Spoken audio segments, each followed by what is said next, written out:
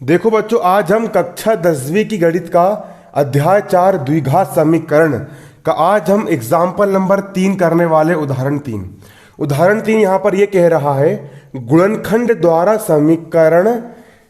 ये समीकरण दिया है 2x की घात 2 माइनस 5x प्लस 3 बराबर 0। ये जो द्विघात समीकरण दिया है, इस समीकरण के आपको मूल ज्ञात करना है। किस विधि के द्वारा ज्ञात करना है? गुणनखंड विधि के द्वारा इस समीकरण को मूल ज्ञात करना है। मूल का मतलब होता है मान ज्ञात करना है। x की घात 2 है, मतलब यहाँ पर आपके x के 2 मान आएंगे। आपको यहाँ पर x के उन दोनों मानों का हल ज्ञात करना है कि x के मान कौन कौन से है। बहुत आसान सवाल है। मूल का मतलब होता है x के मान ज्ञात करना है। तो चलिए इसको हम यहाँ पर हल करेंगे। इसके लिए यहाँ पर हम डालेंगे हल। अब गुणनखंड विधि यहां पर आप सीखेंगे। आपका समीकरण क्या दिया गया है? समीकरण दिया गया है 2x की घात 2 माइनस 5x प्लस 3 बराबर 0। तो यहां पर मैं उतार लूंगा 2x की घात 2 माइनस 5x प्लस 3 बराबर 0। ठीक है, इसको मैंने उतार लिया। अब हमको करना क्या है? 2x की घात 2 को लिख दिया मैंने 2x की घात 2 प्लस 3 को लिख दिया मैंने प्लस का 3 बराबर 0 का बराबर 0। इसमें जो मध्य पद है, मध्य पद जो 5x है, इसको ऐसे दो भागों में तोड़ना है। मध्य पद 5x को ऐसे दो भागों में तोड़ना है कि यदि हम उन दोनों भागों को जोड़े या घटाए या फिर हल करें तो 5x ही आना चाहिए। और यदि हम उन दोनों पदों का गुणा करते हैं तो उन दोनों का गुणा करने पर वही संख्या आना चाहिए जो कि इसका और इसका गुणा करने पर आता है। इन दोनों को गुणा करने पर कितना आता है? 2 तिया 6 आता है। तो 5x को ऐसे दो भागों में तोड़ो कि उनका गुणा करने पर कितना आए? 6 आए, और उनको जोड़ने घटाने पर कितना आए? 5x आए। तो वो दो संख्या होगी, पहली 2 और दूसरी होगी 3, क्योंकि 2 और 3 को अगर हम जोड़ेंगे तो 2 और 3 हो जाएंगे आपके 5, और 2 और 3 का यदि हम गुणा करेंगे तो 2 तिया 6 होता है, और यहां पर भी 2 तिया 6 होता है।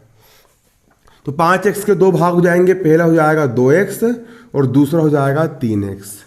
अब चिन्ह कौन से लगाएंगे? यहां पर ऋण का चिन्ह है तो इसके सामने भी हम ऋण लगा देंगे, इसके सामने भी हम ऋण लगा देंगे, क्योंकि गणित का एक नियम होता है ऋण वाली संख्या आपस में जुड़ती है और ऋण का चिन्ह आता है। तो इसको अगर आप हल करोगे तो 3x भी ऋण का है, 2x भी ऋण का है।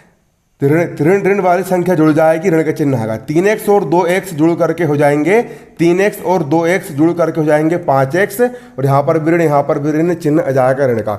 मतलब 5x को इन दो भागों में तोड़ करके लिख सकते, क्योंकि इसको आप हल करोगे तो ऋण का 3x और ऋण का 2x जुड़ करके हो जाएगा ऋण का 5x। और गुणा करोगे तो 2 तिया 6 होता है, और इसका गुणा करो 2 तिया भी कितना होता है? 6 होता है। इस प्रकार से यहाँ पर आप गुणा करके भी मान निकाल सकते हो। अब इसके बाद देखिए, अब इन दोनों पदों को देखिए। इन दोनों के पास ऐसी कौन सी संख्या है जो दोनों के पास है? x इसके पास भी है और 1x इसके पास भी है और 1x इसके पास भी है। 2 इसके पास भी है और 2 इसके पास भी है। तो दोनों के पास से मैंने 2 कॉमन निकाल लिया, और दोनों के पास x भी है तो मैंने यहां से x भी कॉमन निकाल लिया। अब 2 तो मैंने बाहर निकाल लिया, और यहां पर x की घात 2 मतलब यहां पर 2x है, तो 2x में से 1x बाहर निकाल लिया तो अंदर सिर्फ एक ही x बचेगा। अरे भैया 2 भी बाहर निकाल लिया और 2x में से 1x बाहर निकाल लिया तो अंदर एक ही x बचेगा। माइनस का हो गया माइनस, ये 2 भी बाहर निकाल लिया और ये x भी बाहर निकाल लिया। जब 2x बाहर निकल गया, अंदर कुछ नहीं बचा, मतलब कितना बचा? 1 बचा। अंदर कुछ नहीं बचा मतलब कितना बचा? यहाँ पर 1 बचा। अब इन दोनों के पास क्या है? तो यहाँ पर आप देखिए 3 इसके पास भी है और 3 इसके पास भी है, और शुरू में ऋण लगा है तो मैंने ऋण कॉमन निकाल लिया, और दोनों के पास से मैंने 3 कॉमन निकाल लिया। जब कभी भी आप गणित में ऋण को कॉमन निकालोगे तो अंदर के चिन्ह पलट जाते हैं। ऋण तो बाहर निकल गया तो यहाँ पर हो जाएगा धन, और ये 3 भी बाहर निकाल लिया हूं, तो सिर्फ कितना बचेगा यहाँ पर x बचेगा। अरे भैया ऋण भी बाहर निकाल लिया, 3 भी बाहर निकाल लिया, तो सिर्फ कितना बचा, x बचा। और ऋण कॉमन निकाला हूं तो ऋण वाला धन का हो गया, और ये धन वाला, इसको उलट दो, ऋण कॉमन निकालने पर चिन्ह पलट जाते हैं, ऋण वाला धन का और धन वाला पलट करके हो जाएगा काय का, ऋण का, धन वाला हो जाएगा ऋण का।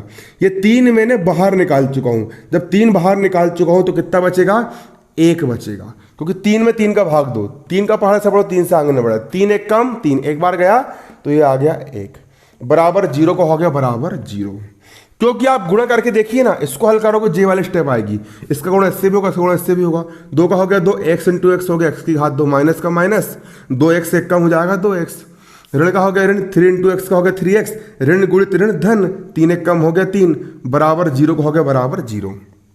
अब x माइनस 1 यहां पर भी है और x माइनस 1 यहां पर भी है, इन दोनों के पास से मैं क्या कॉमन निकाल लूंगा, इन दोनों के पास से मैं कॉमन निकाल लूंगा x माइनस 1, x माइनस 1 यहां भी, x माइनस 1 यहां भी, इन दोनों के पास से मैंने x माइनस 1 कॉमन निकाल लिया। अब x माइनस 1 मैंने निकाल लिया हूं तो कितना बचेगा, 2x बचेगा, कितना बचेगा 2x। x माइनस 1 मैंने यहां पर ये निकाल लिया हूं तो -3 बचेगा, कितना बचेगा -3 और बराबर 0 का हो गया बराबर 0। ठीक है, x माइनस 1 यहां पर भी, x माइनस 1 यहां पर भी है, तो दोनों के पास से मैंने x माइनस 1 कॉमन निकाल लिया। जब x माइनस 1 बाहर निकल गया तो कितना बचा, 2x बचा, ये लिख लिया मैंने 2x, x माइनस 1 मैंने कॉमन निकाल लिया तो -3 बचा, लिख लिया मैंने -3 बराबर 0 का बराबर 0।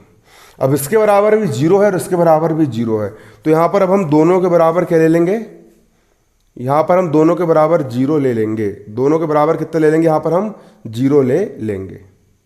ठीक है,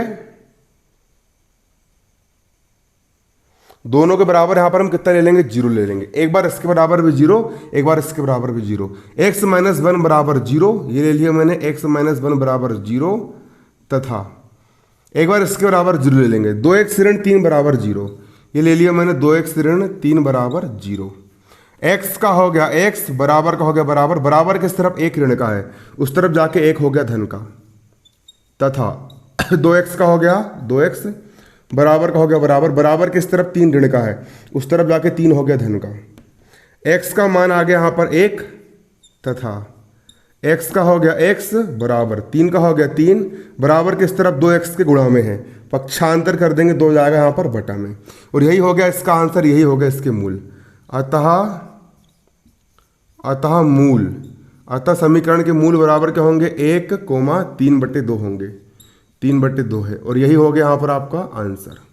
उम्मीद करता हूँ कि आपको सवाल समझ में आया होगा, इसको कॉपी में आप नोट कर लीजिए। धन्यवाद, जय हिंद, जय भारत।